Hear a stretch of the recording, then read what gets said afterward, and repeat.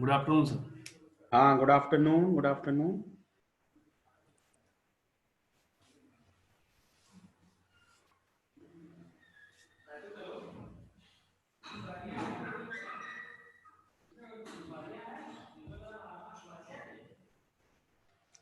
हाँ जी, good afternoon. तो सभी लोग ज्वाइन हो चुके हैं, आकाश, रिया, शिवेन, विश्वेश, अमन, आदित्येंद्र बाकी हैं और आदित्येंद्र बाकी हैं, 3 और 2 5 एक और बाकी हैं। ओजस तेज है ना? ओजस तेज आज आए थे कि नहीं पहली क्लास में? हाँ, पहली क्लास में आज ओजस तेज आए थे या नहीं? No idea. Yes sir, joint था ओजस तेज का। पहली क्लास में सर सारे लोग थे, सभी थे, आदित्य भी था। सारे जानते और अभी भी हो जाएंगे, है ना? क्योंकि अभी क्लास एकदम से 1 बजे छूटी थी ना।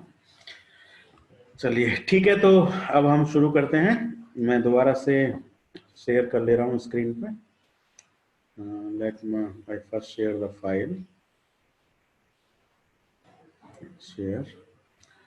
तो देखिए, क्वेश्चन आपके सामने मैंने रीड आउट कर ही लिया था।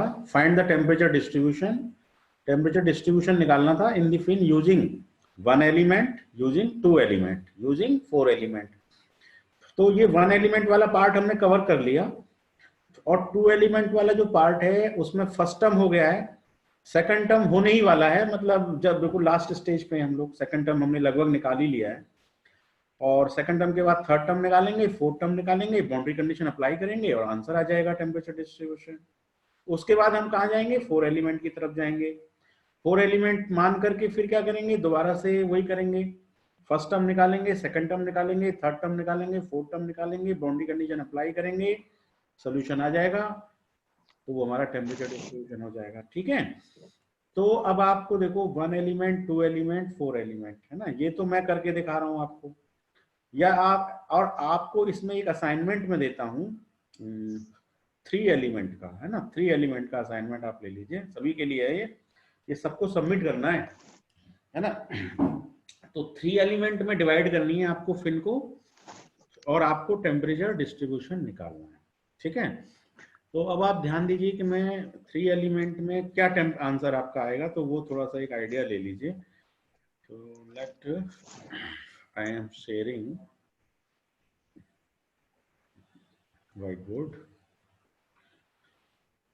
तो सबसे पहले तो मैं बात कर लेता हूँ assignment of the heat treatment, है ना? हीट ट्रीटमेंट नहीं, हीट ट्रांसफर प्रॉब्लम के लिए असाइनमेंट, है ना? असाइनमेंट में क्या है? पूरी की पूरी फिल्म को 3 भागों में डिवाइड करना है, first, second. This is first element, this is second element, this is third element. कितने नोड हो जाएंगे? 1 2 3 4। टेम्परेचर डिस्ट्रीब्यूशन क्या हो जाएगा? T1 T2 T3 T4 equal to question mark. निकाल पाएंगे आप सब लोग या नहीं, ये बताइए। क्वेश्चन यही है, वैल्यूज यही है, लेंथ यही है, हीट ट्रांसफर कोएफिशिएंट यही है, थर्मल कंडक्टिविटी यही है। मतलब इस क्वेश्चन में जो वैल्यूज हैं वही यूज करेंगे, केवल एलिमेंट 3 मानने हैं। कर लेंगे सब लोग? हो जाएगा सर, हो जाएगा, है ना? गुड। तो इसकी डेट फाइनल कर लेते हैं। टुडे इज 20 अप्रैल, तो 27 अप्रैल तक इसको जमा कर दीजिए, 1 वीक। ठीक है। ठीक है, 27 अप्रैल। सर ये क्वेश्चन है? हाँ, ये क्वेश्चन है, ये 3 एलिमेंट मानकर, है ना? 3 एलिमेंट। सर ये पोर्टल पे, सर आप प्लीज पोर्टल पे अपलोड कर दीजिएगा असाइनमेंट। हाँ, मैं कर देता हूँ असाइनमेंट पोर्टल पे अपलोड। सर इससे पहले की फाइल भेज देना। भेज दी मैंने तो फाइल, इससे पहले वाली उसी दिन भेज दी थी जब क्लास एंड हुई थी। आप वो वाला मेल खोल रहे हैं कि नहीं, अपना स्टूडेंट वाला? ये स्टूडेंट वाला मेल नहीं आ गई सर। उसको खोलिए, उसमें तो बहुत मटेरियल, रिकॉर्डिंग गई है, सब कुछ उस पर गया है, फाइल भी गई है सारी उस पर। ठीक है सर, ठीक है। हाँ, उस पर सब जा चुका है, सब जा चुका है। आप इनसे पूछिए, आपके साथी जो इनके सबके मेल पे गया, तो आपके मेल पे भी गया है वो, स्टूडेंट मेल पे। ठीक है सर। ठीक है, ओके। चलिए, तो अब मैं वापस आ रहा हूँ, क्या कहते हैं, बोर्ड पे आ रहा हूँ। तो बोर्ड में इसको हम क्लियर कर लेते हैं। तो हम थे 2 एलिमेंट मान के प्रॉब्लम को सॉल्व कर रहे थे, 2 एलिमेंट में। तो पहला टर्म है ना, फर्स्ट टर्म, तो फर्स्ट टर्म हमारा आ गया था, कितना आ गया था, 8000 है ना। फर्स्ट टर्म हमारा आ गया था 8000 है ना, 8000 आ गया था। 8000 के बाद में 8000 इंटू 1 और फिर यहाँ 16000 आया था, 16000, उसके बाद फिर 8000 और फिर यहाँ कितना आया था, माइनस 8000 और यहाँ कितना आया था, माइनस 8000 है ना, और ये कितना आया था, माइनस 8000। ये 0, ये 0, ये 0 है ना। ये इसको थोड़ा सा यहाँ लिख दिया जाए, 1 माइनस 1 माइनस 1 2, यहाँ 2 का मल्टीप्लाई था तो ये 16000 हो गया था। तो उसके बाद यहाँ पर माइनस 8000 आएगा, है ना, कितना आएगा, minus 8000। So it is minus 8000। और ये वाला टर्म जो था, ये वाला, ये भी माइनस 8000 है। मिला लीजिए जरा, फर्स्ट टर्म ये था कि नहीं था, मैंने अभी सॉल्व करके दिखाया था, ये था, यस और नो बोलते जाइए जरा, है ना। ये फर्स्ट टर्म था, है ना। सही है सर, सही है। हाँ, फर्स्ट टर्म की बात खत्म हो गई। अब सेकंड टर्म में लिख रहा हूँ। सेकंड टर्म हमारा आया था, वो भी एक इसी तरह से मैट्रिक्स था, तो एक तरह से इसमें प्लस हो जाएगा वो, है ना, प्लस हो जाएगा। तो दूसरा टर्म आया, उसमें हमारी वैल्यू आई थी 333.33 आई थी, है ना। PHL/6 AC, PHL/6 AC हमारा आया था 333, और 333 को जब हम अंदर मल्टीप्लाई करेंगे उस मैट्रिक्स में, तो वो मैट्रिक्स हमारी क्या थी, 2 4 2 1 1 1 1 0 0, ये हमारी मैट्रिक्स थी। उसका डायगोनल 2 4 2 है। अब इस 2 4 2 में जब 333.33 से मल्टीप्लाई होगा, क्योंकि PHL/6 AC हमारा आया था 333.33, तो 333.33 इंटू 2 666.66 हो जाएगा। तो मैं यहाँ लिखता हूँ 666.66, ध्यान से रखिएगा। उसके बाद 333 इंटू 1 करोगे तो उतना ही आ जाएगा, तो ये 333.33 आ जाएगा, है ना। मैं 0.33 को छोड़ देता हूँ फिलहाल। तो 333 इंटू 0, ये 0 ही हो जाएगा। 333 इंटू 1, ये 333 हो जाएगा। फिर 333 इंटू 4 कर लेते हैं, है ना। 333.33 इंटू 4, तो ये 1333.33 हो गया। ये हो जाएगा 1333.33, है ना। आप उसको भी लिख लीजिएगा। अब 333 इंटू 1, तो ये फिर से 333 आ गया। फिर ये 0 का 0 हो गया, 1 से करने से 333 हो गया। फिर 333 इंटू 2 666.66, ये वाली फिगर आ गई हमारी सेकंड मैट्रिक्स की, करेक्ट है। अब इसको मिटा देते हैं। अब इन दोनों को जोड़ दें, तो जोड़ने के बाद हमको क्या आंसर मिलेगा बताइए। पहला टर्म क्या आएगा, 8000 और 666 को जोड़ेंगे तो कितना हो जाएगा, 8666.66 होगा कि नहीं होगा, बताइए। 8666.66, ठीक है। तो चलिए मैं यहाँ लिख देता हूं, जोड़ने के बाद आंसर, है ना, जोड़ने के बाद का आंसर लिखते हैं। तो जोड़ने के बाद हमको आंसर मिलेगा, पहला टर्म हो जाएगा 8666.66, दूसरा टर्म कितना हो जाएगा, ये माइनस का 8000 है और ये 333 है, तो 8000 में से 333 घटाइए, बताइए कितना आएगा, 8000 माइनस 333.33 पूरा घटाइए तो 7666। तो ये माइनस में आएगा या प्लस में आएगा, ये माइनस में आएगा क्योंकि माइनस वाली संख्या बड़ी है। तो ये आ जाएगा 7666.67। ये दूसरा टर्म आ गया। अब तीसरा टर्म 0 प्लस 0, ये तो 0 ही रहेगा, नो इशू। अब दूसरा ये बताइए, माइनस 8000 और 333, अभी हमने किया है माइनस 8000 333 का 7000 कुछ आया है, तो ये वही आ जाएगा, माइनस में 7666, 0.66। उसके बाद 16,000 और 1333 मिलकर कितना हो गया? 16,000 और 1333 बताइए कितना हुआ? 17,333.33। ये इनका टोटल आ जाएगा। हाँ मुझसे, हाँ आ जाओ, बताओ। हाँ कोशिश कर लो, फोन कर लो, उसमें एक फोन आया मैसेज में, ये लो उससे बात करके देख लो और ट्राई करो एक बार, लेकिन इनका नेट मत हटाना है, यही कर लेना। तो ये हो गया 13,333 हो गया। अब थर्ड टर्म देखिए, -8,000 और 333 उतना ही आ जाएगा, 7,666 ही आ जाएगा माइनस में, 7,666.66। करेक्ट, ये हो गया। अब 0 + 0 ये 0 हो गया। 8,333 ये वही आ जाएगा, 7,000 - 7,666.66। वही टर्म बार बार आते हैं। अब 8,000 में 666 जोड़ेंगे तो 8,666.66 भी था। ये हमारा फर्स्ट टर्म और सेकंड टर्म हो गया, और multiplied by T1, T2, T3। बताओ ये लेफ्ट हैंड साइड हुई या नहीं हुई? यस और नो? हुई sir. Yes sir, yes sir. हाँ, तो लेफ्ट हैंड साइड हमने कर ली। ठीक है, अब इसको आप या तो स्क्रीनशॉट ले लीजिए या आप इसको दोबारा नोट कर लीजिए, फिर मैं इसे रब आउट करूंगा। अब थर्ड टर्म और फोर्थ टर्म निकालना है मुझे। ठीक है, अब मुझे क्या निकालना है? Third term. तो आप इसके फोटो लेना चाहें ले लीजिए, मैं मिटाऊं फिर इसे। अब तो अब देखिए थर्ड टर्म, हाँ मिटा दो। हाँ ऊपर का पार्ट ले लेता हूँ मैं। अब थर्ड टर्म की बात करेंगे, है ना, थर्ड की और फोर्थ की। थर्ड और फोर्थ इजी हैं फर्स्ट और सेकंड के मुकाबले।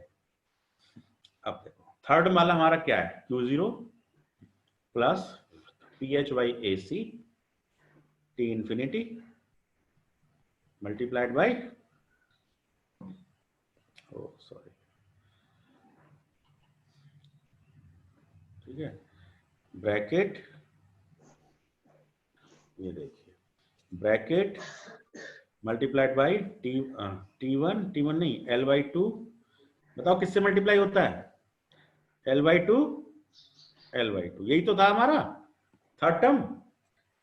तो अब देखो दोबारा से फिन को देखना, ये हमारी फिन है। फिन को हमने दो पार्ट में बांट दिया, पहला एलिमेंट, दूसरा एलिमेंट। तो ये मेरी इक्वेशन बन गई फर्स्ट एलिमेंट के लिए। करेक्ट। अब फर्स्ट एलिमेंट के लिए तो इक्वेशन बन गई। अब इसी इक्वेशन को मैं दूसरी एलिमेंट के लिए भी तो बनाऊंगा। तो दूसरी एलिमेंट के लिए मेरी इक्वेशन बनेगी ये, ध्यान से देखिएगा।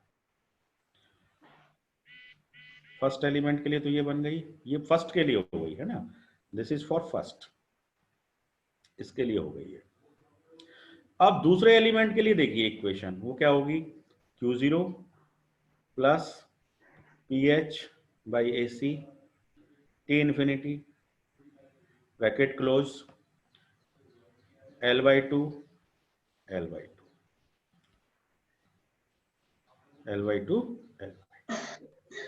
ये दूसरे एलिमेंट के लिए हो गई, है ना। तो मैंने दोनों एलिमेंटों के लिए इक्वेशन लिख ली, पहले के लिए भी दूसरे के लिए भी। अब जब मैं इसको कंबाइंड करूंगा, ठीक है, जब मैं इसको क्या करूंगा? कंबाइंड। तो कंबाइंड करने के बाद ये वाला टर्म तो कॉमन है, इसमें भी है, इसमें भी है। ठीक है, तो मैं इसको लिखूंगा Q0 प्लस PH/AC T∞, ये तो कॉमन पार्ट हो गया। अब इधर जो वेक्टर है, तो देखो इसके जो नोड थे, ये पहला नोड, ये दूसरा नोड, ये तीसरा नोड। तो इस एलिमेंट के नोड थे 1 और 2, और इस वाले एलिमेंट के नोड थे 2 और 3। तो जब इनको कंबाइंड करेंगे तो पहले एलिमेंट पे तो L/2, दूसरे एलिमेंट पे L/2, दूसरे पे दोबारा से L/2, तीसरे पे L/2। ये बात बताइए, ये समझ में आपको आया नहीं आया? हमें दो एलिमेंट यहाँ पर L जो है स्मॉल L है, ये टोटल लेंथ है। स्मॉल L जो होती है हमेशा capital L by number of element. तो नंबर ऑफ एलिमेंट कितने हैं यहाँ पे? 2, तो L बराबर L/2 होगी। हमने फर्स्ट, हाँ L बराबर L/2, वो तो एलिमेंट की लेंथ है ना, तो एलिमेंट की लेंथ, ये एलिमेंट की लेंथ है, this is the element length for element 1 and this is the element length for element 2 and this is the total length, तो L equal to L/2, correct. तो ये नोड 1 और node 2 और ये node 2 और node 3 दोनों को कंबाइन किया तो फाइनली हमको मिला L/2, और L/2 यहाँ रिपीट हो गया, 2 के लिए 2 बार आया ना, यहाँ भी L/2 आया और यहाँ भी L/2 आया, इसलिए दोनों मिलकर के L/2 प्लस L/2। यहां तक क्लियर है? Third term also important. अब मैं इसमें क्या करूंगा, वैल्यूज रख दूंगा, ठीक है। तो वैल्यूज रखने के लिए देखो Q0 की वैल्यू क्या है क्वेश्चन में? 0, क्योंकि there is no internal heat source, question की लाइन में लिखा हुआ है, अभी दिखाया था मैंने, है ना, फिर से दिखाऊं क्या? क्वेश्चन देखिए, वहां पे लिखा हुआ है there is no internal heat source, there is no internal heat source, last line of the question. तो नो इंटरनल हीट सोर्स का मतलब है कि हमारा जो क्या कहते हैं क्वेश्चन में हीट सोर्स है ही नहीं, तो Q0 की वैल्यू 0 है ना, Q0 की वैल्यू 0 है, तो ये Q0 तो हमारा क्या हो गया, 0 हो गया, Q0 इज 0, है ना, ये वाला Q0 खत्म हो गया। अब देखिए मैं थोड़ा सा यहाँ मिटा देता हूँ, यहाँ लिखूंगा फाइनल आंसर, कंबाइंड होने के बाद जो फाइनल आंसर है उसके वैल्यूज रख रहा हूँ, है ना, वैल्यूज रख रहा हूँ। देखिएगा वैल्यूज रखने के बाद क्या आंसर मिलता है।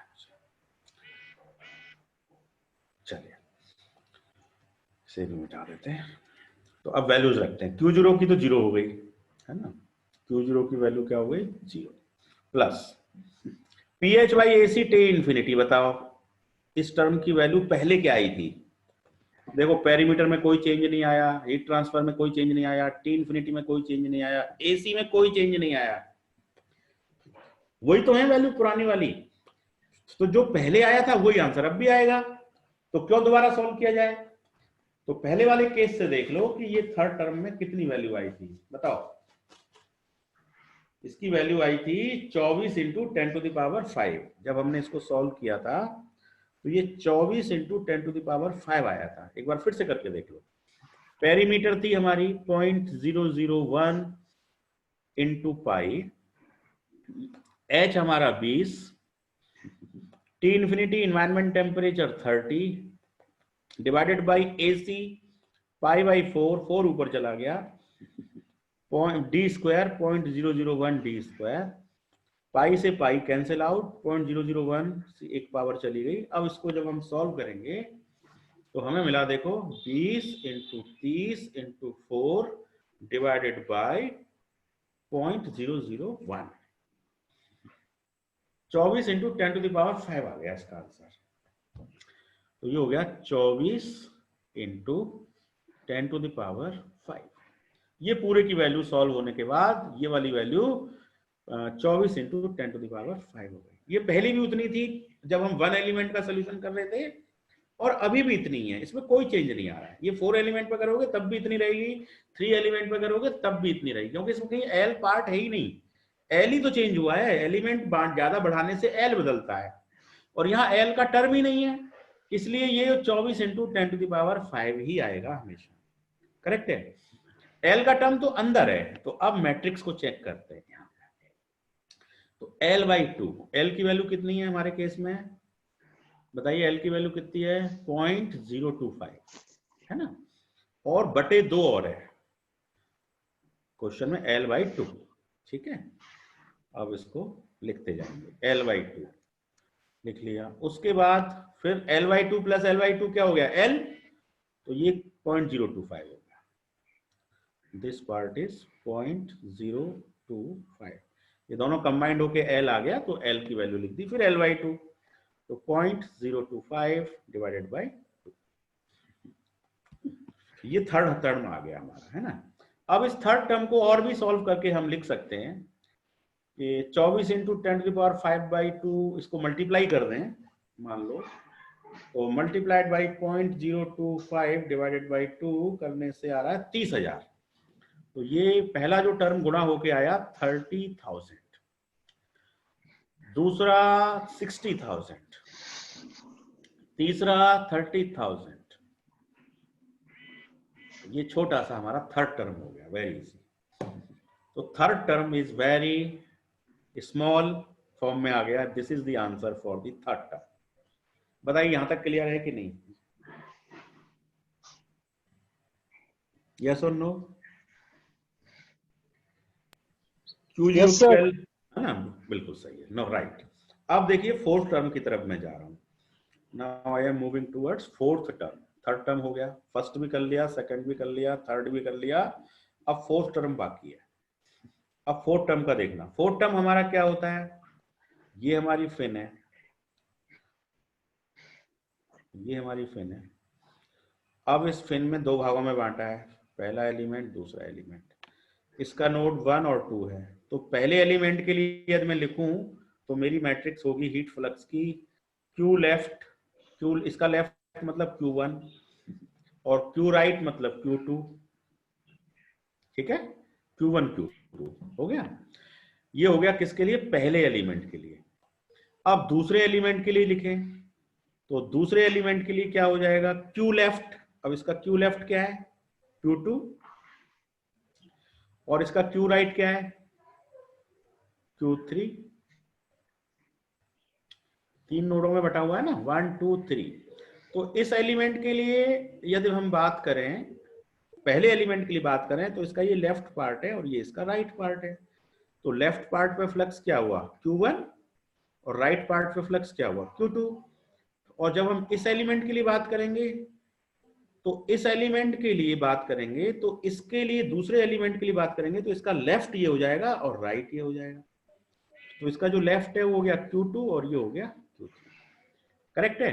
अब देखो, यदि ये पॉजिटिव है तो ये नेगेटिव होता है। ठीक है, जब फ्लक्स की बात करेंगे तो ये जब कॉमन नोड है, यदि इस एलिमेंट के लिए फ्लक्स का डायरेक्शन इधर है तो इस एलिमेंट के लिए फ्लक्स का डायरेक्शन इधर होता है। तो इन दोनों की वैल्यू आपस में इक्वल होती है और आपस में इक्वल होने से ये दोनों एक दूसरे को क्या करते हैं? न्यूट्रलाइज कर देते हैं। तो अब आपने ये देखा कि फर्स्ट एलिमेंट के लिए तो ये मैट्रिक्स 2/1 की मैट्रिक्स का साइज क्या है? 2/1। दूसरे एलिमेंट के लिए ये मैट्रिक्स हो गया, ये भी 2/1। अब इन दोनों को जब हम कंबाइंड करेंगे तो कंबाइंड करने के बाद हमको क्या आंसर मिलेगा? ठीक है, तो अब उसको देखिएगा कि हमें क्या आंसर कंबाइंड करेंगे। तो कंबाइंड करने के बाद हमको मिलेगा, you will get A vector. देखो, ये नोड 1, ये नोड 2, उसके बाद ये नोड 2, ये नोड 3। कंबाइंड करना है तो ये हो गया Q1, फिर Q2 और फिर दोबारा से Q2 है ना, ये प्लस का Q2, ये माइनस का Q2, फिर Q3। अब ये दोनों Q2 Q2 कट गए तो Q1 0 और Q3 है ना, ये Q1, दिस इज Q1। ये तो ये आंसर मिला Q1 0 Q3। ये हमारा फोर्थ टर्म आ गया और इसको कहते हैं हीट फ्लक्स का term. Fourth term is the heat flux term, net heat flux term, nodal heat flux term. ठीक है, तो चलिए फोर्थ टर्म भी क्लियर हो गया। अब हमारे पास पहला टर्म भी है, सेकंड भी है, थर्ड भी है, फोर्थ भी है। अब इस चारों को एक साथ लिख लें। तो चलिए अब चारों को एक साथ लिख लेते हैं। इसको पूरे को क्लियर कर देता हूं मैं, totally clear, so it is clear all things. मैं चारों को एक साथ लिख रहा हूं। तो बताओ पहला टर्म क्या था? बोलिए, याद है किसी को? सॉल्व किया है भाई? पहला टर्म क्या था? 8000 या 4000? बोलो। 8000, 8000 था, फिर 16000 था, फिर 8000 था, है ना, फिर ये यहाँ कितना था? माइनस का 8000 था, माइनस का 8000 था, माइनस का 8000 था और माइनस का 8000 था। Bracket close, 0 0। ये हमारा फर्स्ट टर्म था। प्लस अब सेकंड टर्म क्या था? बोलो। इनको हम कंबाइंड भी कर चुके थे, फर्स्ट और सेकंड को तो हम क्या कर चुके थे? कंबाइंड भी कर चुके थे शायद, है ना। तो अभी चलो अलग अलग ही लिख लो। तो बताइए कितना था सेकंड टर्म?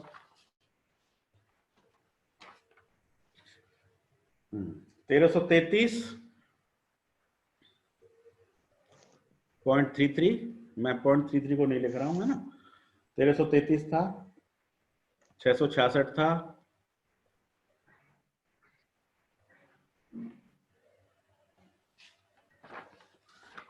बताइए कितना था? 666, है ना। ये था 666 पहला था, फिर 1333 था, ये डबल आया था, और उसके बाद फिर 666 था, और फिर ये 333 था, ये भी 333 था, ये भी 333 था, और ये भी 333 था, ये 0 था, ये 0 था। This was the second term. First term, second term. अब इन दोनों का क्या हो रहा है? प्लस हो रहा है। कंबाइंड करके भी हमने निकाल लिया था, है ना। कंबाइंड करके भी निकाल लिया था। तो कंबाइंड वाला जरा बता दो क्या आया था फाइनली? 8666 पॉइंट, बोलते जाइए, 0.67 0.3 0.67 पॉइंट का पता नहीं सर कितना था। हाँ 0.67। उसके बाद दूसरा कितना था? माइनस में माइनस में 7666.67।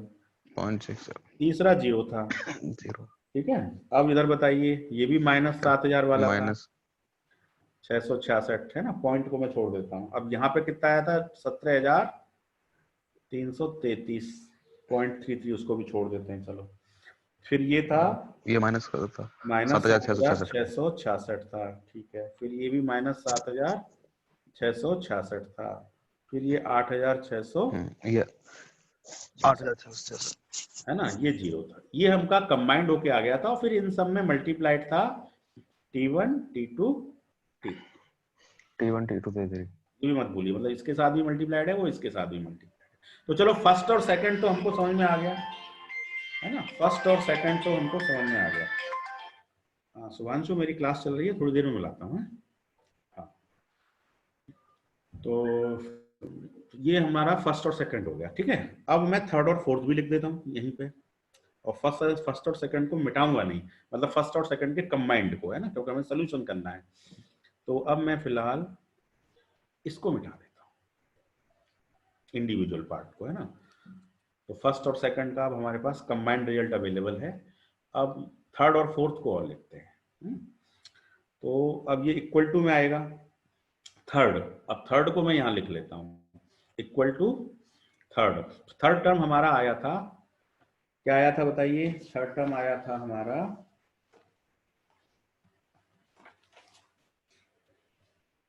30,000, 60,000 और 30,000, यही आया था ना।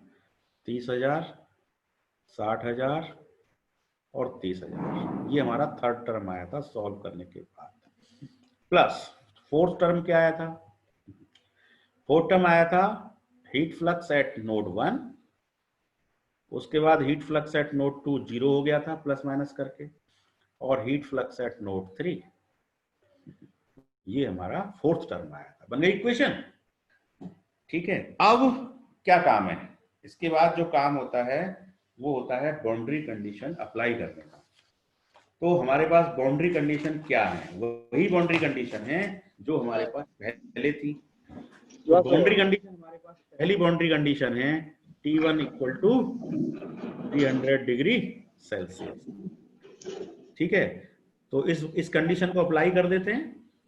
तो इस कंडीशन को अप्लाई करने के लिए क्या करेंगे? इस T1 की जगह पे हम क्या लिख देंगे? 300 लिख देंगे, है ना। तो देखिए मैंने यहाँ पे 300 लिख दिया। I have written over here 300, correct.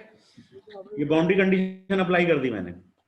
अब दूसरी बाउंड्री कंडीशन क्या है कि ये जो किनारा है Q3 वाला, है ना, पिन को देखिए, पिन के अंदर जो नोड 3 है, वो नोड 3 कैसा है? इंसुलेटेड है। तो इंसुलेटेड होने की वजह से हाँ Q3 इंसुलेटेड है, तो Q3 की वैल्यू कितनी हो जाएगी? Q3 कितना हो जाएगा? 0। हाँ, अब इस Q3 की जगह मैं अप्लाई कर देता हूँ बाउंड्री कंडीशन। Q3 मैंने हटा दिया और इसकी जगह मैंने 0 काउंट लगाए 2400 अपना माइक्रोफोन ऑफ करें। किसकी बात हो रही है ये? तो भाड़ा है जनाब, मतलब खुद को मतलब खुद को नहीं यार बाबू मांगे मैं अनम्यूट करूं क्या सबको? ठीक है आए बात इंद्र को ज्यादा होना के चलते एक सेकंड, मुझे ही करना अब सब कोना घूमे आए तो नजदीक के बारे अनम्यूट, म्यूट ऑल। अरे 2,500 रुपया 12.5 कुंटल चलिए, बंद हो गया। अब देखिएगा, है ना, मैंने क्या किया है, I have applied the boundary conditions. तो दो बाउंड्री कंडीशन मैंने अप्लाई करी हैं, एक T1 की जगह 300, Q3 की जगह 0, और यही इक्वेशन को रिपीट करके ये लिख दिया, है ना। एग्जाम में आप अलग से दोबारा से लिखेंगे, यहाँ मैंने वही ड्यू टू स्पेस लिमिटेशन मैंने 300 और 0 इसी में कर दिया है। तो अब ये लाइन आ गई। अब क्या काम बचा? अब बाउंड्री कंडीशन अप्लाई जब करा तो ये बाउंड्री कंडीशन कैसी है, होमोजीनियस या नॉन होमोजीनियस? शिवेंद्र चौहान बताएं, ये कंडीशन होमोजीनियस है या नॉन होमोजीनियस है? बताइए। शिवेंद्र चौहान है हमारे साथ? अपना माइक अनम्यूट नहीं कर पा रहे हैं क्या? अच्छा, मैंने पावर नहीं दी है। मैं चला सा खोल देता हूँ पावर आपकी। Manage participant, Shivendra Chauhan unmute कर देते हैं आपको। अनम्यूट नहीं हो पा रहे हैं, अनम्यूट ऑल, अब हो जाएंगे। Yes sir, yes sir. हाँ शिवेंद्र जी, आप बताइए कि ये कंडीशन होमोजीनियस है या नॉन होमोजीनियस है? सर इसमें भी नॉन होमोजीनियस ही है। Very good, because 300 is also over there. More than 0, हाँ, अदर देन जीरो जो भी वैल्यूज होती हैं तो वो नॉन होमोजीनियस काउंट होती है। जी सर। तो ये नॉन होमोजीनियस बाउंड्री कंडीशन है। तो चलिए, नॉन होमोजीनियस बाउंड्री कंडीशन में हम क्या करते हैं, फर्स्ट रो को काट देते हैं। रो और कॉलम दोनों कट कर देंगे। हाँ, पहले रो को कर दिया, अब कॉलम को भी कर देते हैं। तो फर्स्ट कॉलम कट कर दिया, हो गई। देखो, रो कट कर दी मैंने, ये पूरी रो कट कर दी, ऊपर भी नीचे भी इक्वल टू में है, और कॉलम भी कट कर दी, ठीक है। अब बचा हुआ हिस्सा आपको लिखना है, ठीक है। तो बचे हुए हिस्से को जरा आप लिखिए। क्या मिलेगा आपको? एक तो आपको मिलेगी 2x2 की मैट्रिक्स। कितने बाई कितने की मिलेगी मैट्रिक्स? 2x2 की मिलेगी, है ना। तो चलिए 2x2 की मैट्रिक्स लिख लीजिए। तो आपको मिलेगी 2x2 की मैट्रिक्स। तो अब इसको हम लिखते हैं यहाँ पर, है ना। तो इसको, है ना, इस लाइन को मिटा देते हैं क्योंकि ये लाइन तो कट चुकी है ना। पर इस लाइन की आप ध्यान रखना, जरूरत पड़ेगी जब, देखो, इस वाले टर्म का, सॉरी, इस वाले टर्म का मल्टीप्लाई जो होगा, एक सेकंड, इस 300 का मल्टीप्लाई इसके साथ होगा, तो ये माइनस में है तो राइट साइड जाके प्लस हो जाएगा, और इस 300 का मल्टीप्लाई 0 के साथ भी होगा, तो 0 से 0 ही आ जाएगा, तो उसको राइट साइड में भेजोगे तो 0 ही ट्रांसफर होगा।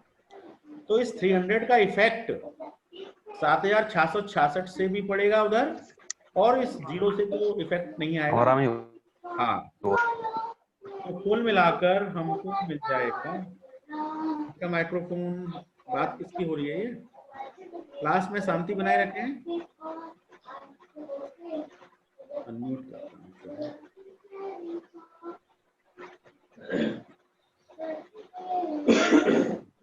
हाँ जी, ऑल प्रेजेंट हो गए। आदित्य, आकाश, अमन यादव 2 बार एंट्री है 2 आईडी से। अमन, 2 बार कैसे एंट्री है आपकी? रिया, शिवेंद्र, विश्व, अमन, आकाश, आदित्य, ओजस्तेज अभी भी नहीं है। चलिए, तो मैं नोट करता हूँ आपको। चलो, नोट हो गए, परमिशन मैंने दे दी है जिससे आप बोल सकें। So now I am moving to apply करने के बाद अब जो कंडीशन बनेगी उसको ध्यान से देखिए। तो अब बनेगी मैट्रिक्स, मिलेगी 2x2 की, एक मिलेगा 17,333, ध्यान से देखना आप है।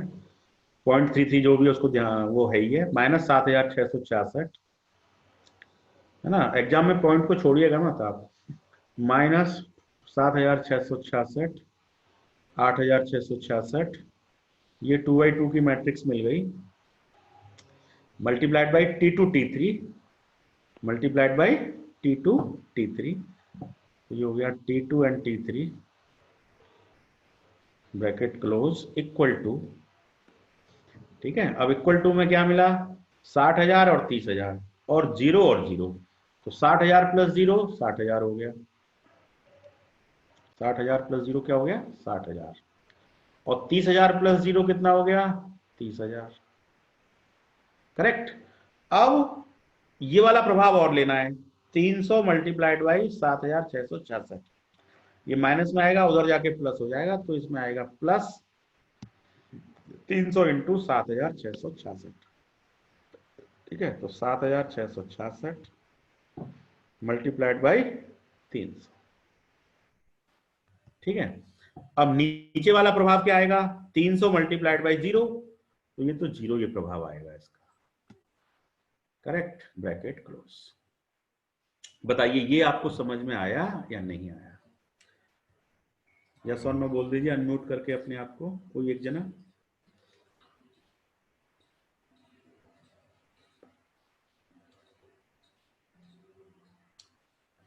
अभी भी अनम्यूट नहीं कर पा रहे हैं क्या?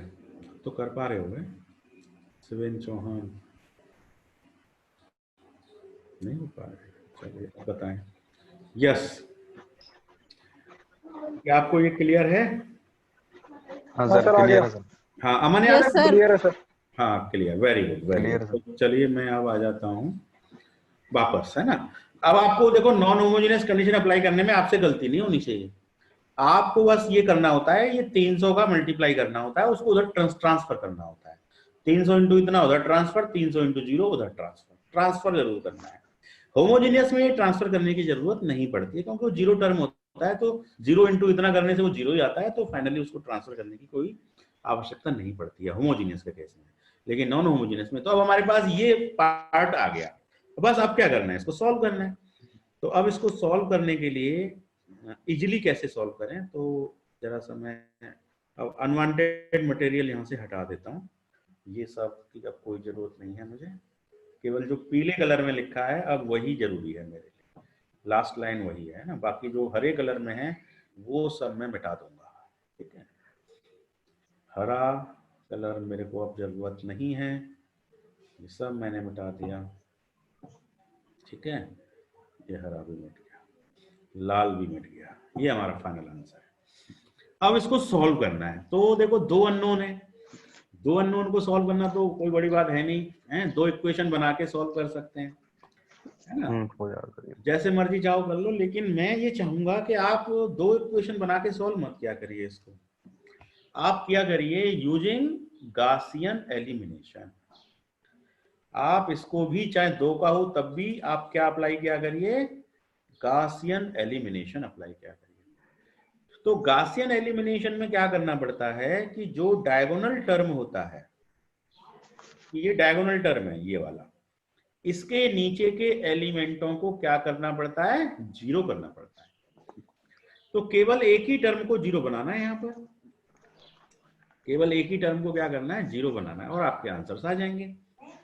तो जरा इसको एक बार और लिख लेते हैं, 17,333, नीचे है आपका माइनस में 7,666, इधर भी आपका -7,666, फिर आपका 8,666, बंद कर दिया, T2 T3, है ना, इक्वल टू, इसको जरा सॉल्व करिए, 60,000 प्लस इतना इंटू इतना, कितना आ रहा है गुणा भाग करके, 60,000 प्लस 7,666 इंटू 300, ये कितना आंसर आ रहा है बताइए। 60,000 प्लस 7,666 इंटू 300, तो ये 60,000, आप भी करें मैं भी कर रहा हूँ, 7,666.67 इंटू 300, पॉइंट भी ले लिया मैंने, तो ये आ रहा है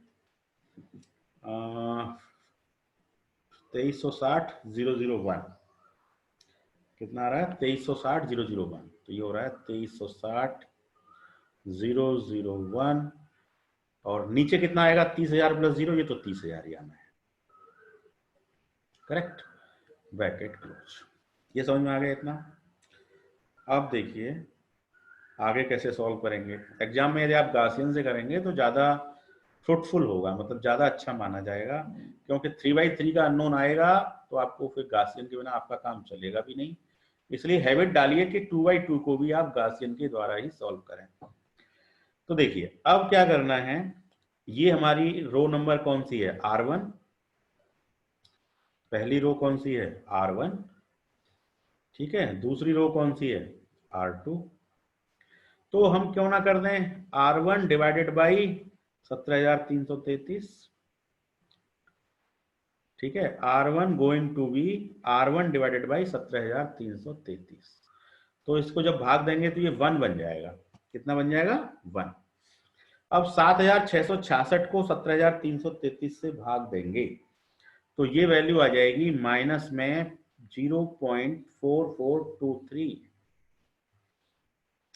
0.4423, ये डिवाइड करने से आ जाएगी। अब ब्रैकेट क्लोज कर दीजिए। ये T2 T3 है ही है, नो इशू। ये T2 है, ये T3 है, इक्वल टू अब 2360,001 है ना, इसको भी डिवाइड कर दो। 2360,001 डिवाइडेड बाई 17,333, 17,333.33 भी है ना, 0.33, तो 0.33 से डिवाइड करें तो इसका आंसर आ रहा है 136.15। तो ये आ गया 136.155, ठीक है। पहली लाइन का काम हो गया। अब दूसरी लाइन देखो कितनी है? 7,666 है। तो R2 going to be R2 divided by 7,666, भाग दे दो 7,666। तो ये कितना बन गया? -1। ये कितना बन गया? 1.1304 और यहां पे डिवाइड दिया तो ये हो गया 3.913। करेक्ट। अब देखो ये 1, ये -1, अब इसको 0 बनाना है तो क्या करें? R2 going to be R2 plus R1, R2 going to be R2 plus R1। तो ये 0 बन जाएगा, नहीं बन जाएगा? तो 1 करने के बाद में अब मैं ऊपर का पार्ट मिटा देता हूं और फिर ये कितना आ जाएगा वो मैं यहां लिख दूंगा, ठीक है। ये मैंने सॉल्व कर दिया। तो देखिए ये फाइनली मेरे को मिल गया। इतना करने के बाद 1 0 माइनस 0.4423 0.6881 जोड़ दिया है ना, इसको इसमें जोड़ा, इसको इसमें जोड़ा, जोड़ने से ये आंसर आ गया। ऊपर में तो कोई चेंज नहीं, नीचे में चेंज आ रहा है। और फिर मैट्रिक्स क्या है? T2 T3 इक्वल टू, इधर क्या मिला मुझे? इधर कितना मिला? 136। ऊपर में तो कोई चेंज आएगा नहीं, तो 136.155, ये तो यही रहेगा। और नीचे वाला पार्ट हो गया 139, 3 में 136 जुड़ गया तो 139.348।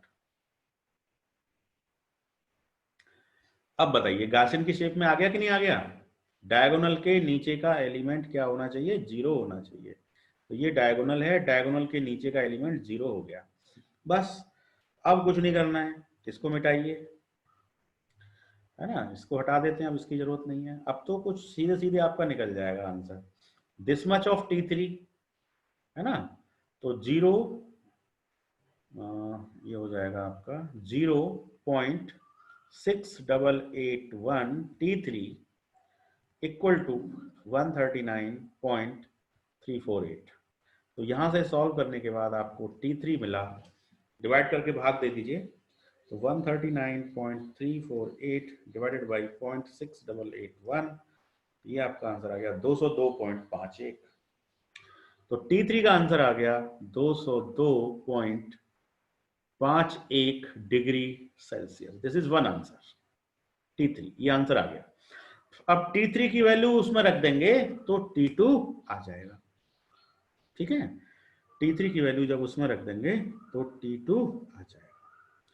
तो अब T3 की वैल्यू रख के भी जरा दिखाई देते हैं आपको, है ना।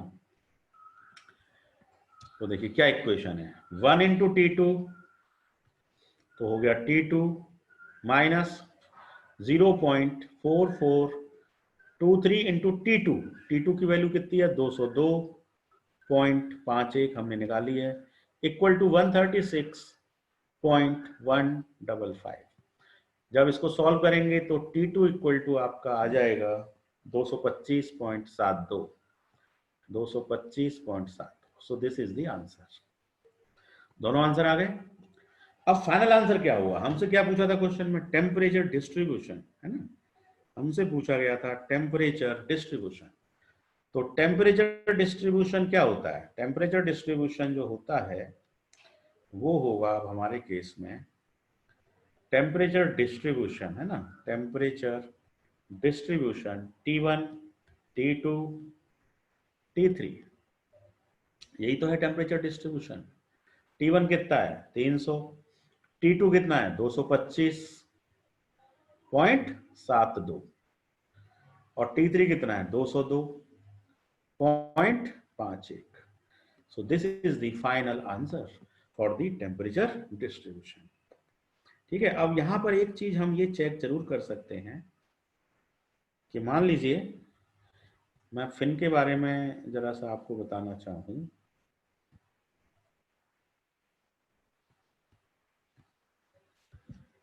बोर्ड को मैं क्लियर कर देता हूं, है ना। तो अब इसमें देखिए